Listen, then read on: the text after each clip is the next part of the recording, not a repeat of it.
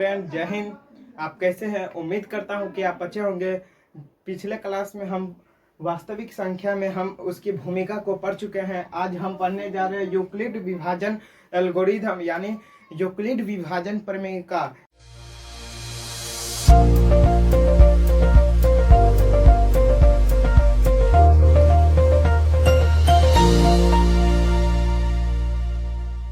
यह क्या है, इसका प्रयोग कहाँ कहाँ होता है, आज वो हम पढ़ने जा रहे हैं। देखिए, यूक्लिड विभाजन प्रमेय का जो है वह क्या है, दो धनात्मक पूर्णांक a और b। आप a b को यह चर संख्या, इसलिए हम कोई भी चर संख्या को ले सकते हैं। तो हम लिए हैं a और b। तो दो धनात्मक पूर्णांक यानी सभी दो धनात्मक पूर्णांक क्या होगा, प्लस में जो होगा वही धनात्मक होगा। यानी जीरो सहित सभी जो भी धनात्मक जो भी प्राकृतिक संख्या होगा वह क्या होगा, धनात्मक पूर्णांक होगा। तो यह क्या कर रहा है, दो धनात्मक पूर्णांक a और b दिया रहे। यदि a और b दो धनात्मक पूर्णांक दिया रहे और अद्वित पूर्ण, मतलब एक अद्वित पूर्ण, यानी अद्वित का क्या होता है, जो दो न हो, मतलब केवल एक रहे, वही अद्वित होता है। जो कि अद्वित पूर्ण संख्या, अद्वित पूर्ण संख्या आपने पढ़े हैं कि पूर्ण संख्या किसे कहेंगे, जीरो सहित, जो जीरो सहित पूरी प्राकृतिक संख्या को क्या कहते हैं, पूर्ण संख्या कहते हैं। अद्वित पूर्ण संख्या क्यू और आर है, तो a बराबर बी क्यू प्लस आर ही क्या कहलाएगा, यूक्लिड विभाजन प्रमेय का कहलाएगा। फिर से देखिए, यदि दो धनात्मक पूर्णांक क्यों क्या का यदि दो धनात्मक पूर्णांक a और b रहे और दिया रहे और क्या कर रहा है, और अद्वित पूर्ण संख्या यानी केवल एक जो है q और r क्या हो, अद्वित पूर्ण संख्या हो, तो यही क्या कहलाएगा, a बराबर बी क्यू प्लस आर जो होगा यह यूक्लिड विभाजन प्रमेय का कहलाएगा। यूक्लिड विभाजन प्रमेय का बराबर क्या हो जाएगा, यदि कोई पूछे यूक्लिड विभाजन प्रमेय का सूत्र क्या होगा, तो आप बोलेंगे क्या, a बराबर बी क्यू प्लस आर। तो उसमें हम जहां पर देखें तो a बराबर जीरो नहीं होगा, और यह जो होगा जीरो, आर जो होगा जीरो से छोटा और बराबर भी हो सकता है, और आर जो होगा बी से बड़ा नहीं होगा बल्कि छोटा होगा। बी होगा किससे, आर से बड़ा होगा, आर जो होगा बी से छोटा होगा। तो आप देखेंगे यह यूक्लिड विभाजन, अब इसका कहाँ कहाँ प्रयोग होता है उसके बारे में हम जानते हैं। यह यूक्लिड विभाजन एल्गोरिथम यानी यूक्लिड विभाजन प्रमेय का जो है, यह दो धनात्मक पूर्णांक यानी दो धनात्मक पूर्णांक क्या हो जाएगा, 106 हो जाएगा, 205 हो जाएगा, 35 हो जाएगा, 5 हो जाएगा। ये दो जो धनात्मक पूर्णांक है वही क्या कर रहा है, यूक्लिड विभाजन एल्गोरिथम जो है दो धनात्मक पूर्णांक का HCF मतलब high common factor. High common factor का क्या होता है, महत्तम जो फैक्टर है, गुणनखंड है, वो निकालने के लिए किसका प्रयोग किया जाता है, यूक्लिड विभाजन प्रमेय का उपयोग किया जाता है। HCF का आप फुल फॉर्म जानते हैं, HCF यानी high common factor, height common factor, महत्तम उभयनिष्ठ जो फैक्टर गुणनखंड है वही क्या कहलाता है, HCF कहलाता है। तो यूक्लिड विभाजन एल्गोरिथम का उपयोग कहाँ किया जाता है, दो धनात्मक पूर्णांक के HCF निकालने के लिए जो है क्या किया जाता है, यूक्लिड विभाजन प्रमेय का उपयोग किया जाता है। जैसे हम देखें 135 और 205 का HCF कैसे निकाले यूक्लिड विभाजन प्रमेय के द्वारा। तो आप देखें यह हम कैसे निकालते हैं, आंसर देखिए, यह क्वेश्चन है 135 और 205 का जो है HCF निकाले किसके द्वारा, यूक्लिड विभाजन प्रमेय का उपयोग करके। तो आंसर देखिए, आंसर 135 और 225, जिसमें इस दोनों में कौन छोटा है, 225 छोटा है या 135 छोटा है। तो आप बोलेंगे कि 135 छोटा है। यस, यही 135 क्या है, छोटा है, और 225 जो है क्या है, बड़ा है। तो इसका चिन्ह हम दिखाएंगे यहाँ पर, 135 छोटा है किसका, 225 का। यदि यह जो ऐसे हो, या जो कौन देख रहे हैं, यदि इस साइड हो, बाएं साइड हो, तो वह जो है उसका छोटा का निशान दर्शाएगा। और यदि वह यह जो मुंह खुला होगा, यह मुंह जो खुला हुआ है यह, वो देखेंगे आप, उस पर ही सिर्फ ध्यान दीजिएगा कि जो बड़ा खुला होगा वही उससे बड़ा होगा, और जो मतलब बंद रहेगा तो वह समझिएगा कि उससे छोटा है। तो 135 छोटा है किससे? 225 से। तो ए बराबर क्या हो जाएगा? 225, 225 और बी बराबर 135। तब हम क्या कर रहे हैं? यूक्लिड विभाजन का प्रमेय उपयोग करना है। तो यूक्लिड विभाजन का उपयोग कहाँ किया जाता है? दो धनात्मक पूर्णांक को HCF निकालने के लिए। तो हम यह दो धनात्मक पूर्णांक है, यह क्वेश्चन है कि यूक्लिड विभाजन प्रमेय का उपयोग करके 135 और 225 का क्या करें? HCF निकाले। तो अब हम HCF निकालेंगे, यहाँ पर लिख देते इसको छोटा लिख देते हैं, यहीं पर लिख देते हैं। इसीलिए ए बराबर क्या हो जाएगा? 225 और बी बराबर 135। तो यूक्लिड विभाजन प्रमेय को इसीलिए यूक्लिड विभाजन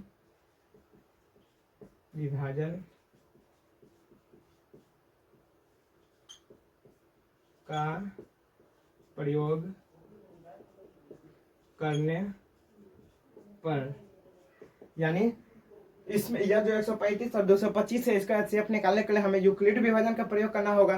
तो यूक्लिड विभाजन का प्रयोग करने पर यह लिख देंगे तो और भी आपके लिए अच्छा होगा। इससे आपको जो एग्जामिनर होगा वह जो चेक करेगा तो देखेगा कि बच्चा ने लघु उत्तरी में इतना अच्छा से लिखा है, इसीलिए आपको जितना नंबर का यह क्वेश्चन पूछेगा उतना में उतना मार्क्स देगा। तो यूक्लिड विभाजन प्रमेय का बराबर क्या होता है? ए बराबर BQ प्लस आर। तो ए इसमें कितना है? ए जो है 225 है, और बी कितना है? बी कितना? 135। बी कितना है? 135 है, 135। तो 135 को जब हम 225 से आप क्या करेंगे? भाग देंगे। तो 225 भागा 135, 101 बार में लगेगा, क्या हो जाएगा? 5 में से 5 गया तो कितना? 0। 5 में से 3 गया तो कितना होगा? 5 में से 3 तो 2, फिर 1। सही है ना? ये 25 लिखना चाहिए ना हमें। 135 को कितना? 225 से भाग देंगे तो 1 बार में लगेगा। तो 135, 5 में से 5 गया था 0, 12 यह हो गया कितना? यह 1 पैंचा लिया तो 12, 12 में से 3 जाएगा तो कितना? 9, और यह कुछ नहीं बच गया 0, तो यह कट जाएगा। तो बचा कितना? यह शेषफल जो निकला कितना? 90, और भागफल जो आया कितना? 1, और भाज्य जो है 135। तब गुन्ने 1 से भागफल Q बराबर क्या है? Q बराबर यहाँ पर लिख देते हैं, यह जो A जो है यह भाज्य होगा, B जो होगा क्या हो जाएगा? जो इसे भाग देंगे तो क्या होगा? भाजक होगा, और Q जो होगा भागफल होगा, R जो होगा शेषफल होगा। यह भाज्य, भाजक, भागफल, शेषफल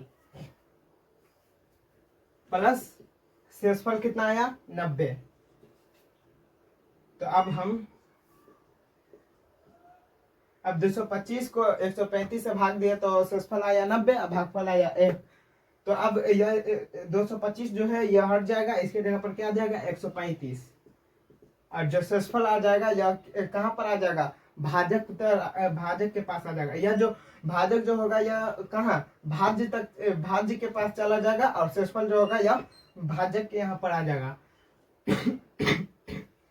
बी जो होगा यहाँ, बी जो होगा किसमें? ए में बदल जाएगा। बी जो होगा ए में बदल गया, फिर आर जो होगा ये किस में? बी में बदल जाएगा। यानी बी ए में बदल गया और आर बी में बदल जाएगा। तो अब कितना? 90 को 135 से हम भाग देंगे, तो 135 भागा 90, तो यह भी 1 से लगेगा 90, 5 बच गया 4, 45। शेषफल कितना है? 45 से भाग लगा 1 से, शेषफल आया 45। अब क्या होगा? ए के जगह पर आ जाएगा कितना?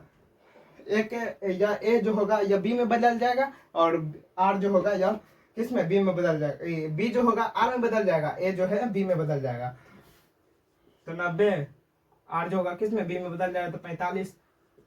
तो अब हम 45 को 90 से भाग देंगे। 45 को 90 से भाग देंगे। 45 दूना कितना होता है 90, कट गया, बच गया, शेषफल आ गया 0। तो भागफल कितना आया 2। 45 दूना 90 प्लस बच गया शेषफल 0।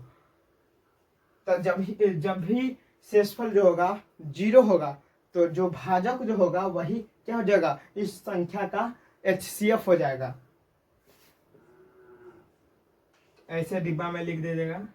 जब शेषफल 0 होगा तो इसका जो भाजक जो होगा, भाजक वह क्या हो जाएगा, HCF। इस दोनों संख्या 135 और 225 का क्या हो जाएगा, भाजक यानी HCF हो जाएगा। तो इसीलिए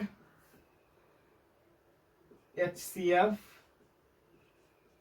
किसका, 135 और 225 बराबर कितना, शेषफल होगा 0 तो भाजक कितना बच गया 45। तो यह हो जाएगा 45। ये आपको क्वेश्चन समझ में आया, या जो आंसर बना है वो आपको समझ में आया। यदि 225 से 135 में भाग देंगे तो शेषफल आया 90 और भागफल जो आया 1।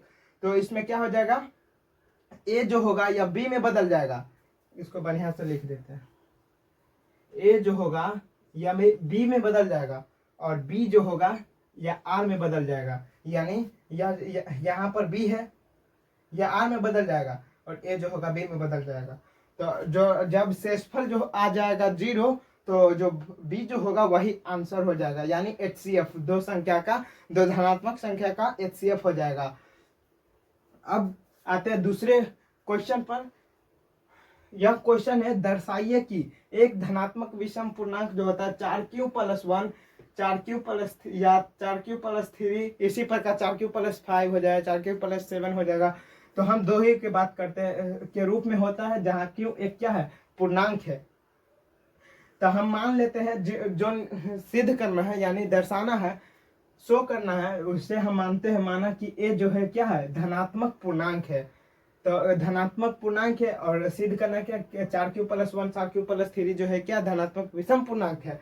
तो हम यह b के जगह में कितना दिया हुआ है, 4 दिया हुआ है, तो b बराबर 4, जो कि विभाजन प्रमेय का के आप जानते हैं ना, 0 के बराबर और बड़ा होगा क्या, r, और r से बड़ा होगा b, यानी b r से छोटा होगा। तो r बराबर कितना हो जाएगा, 0 1 2 3, 3 तक ही रहेगा, 4 तो नहीं होगा, क्योंकि b जो है r से छोटा है, r जो है b से छोटा है, इसीलिए यह 3 ही तक रह जाएगा। तो विभाजन प्रमेय का प्रयोग करने पर हम पाते हैं a बराबर bq+r। जब हम r का मान कितना हुआ, 0 1 2 3, r का मान जब हम 0 देते हैं तो a बराबर bq+r। तो a और b के जगह पर कितना है, 4 है। तो 4 और q एक पूर्णांक है जो कि इसका कोई मान नहीं है, तो कोई मान नहीं दिया, तो q 4q+ और r का मान कितना दिया हुआ, r का मान जो दिया हुआ 0 दिया हुआ, तो 0 हो जाएगा। तो इस दोनों को जोड़ेंगे तो 4q जो कि एक सम है, 4q क्या है, एक सम पूर्णांक है।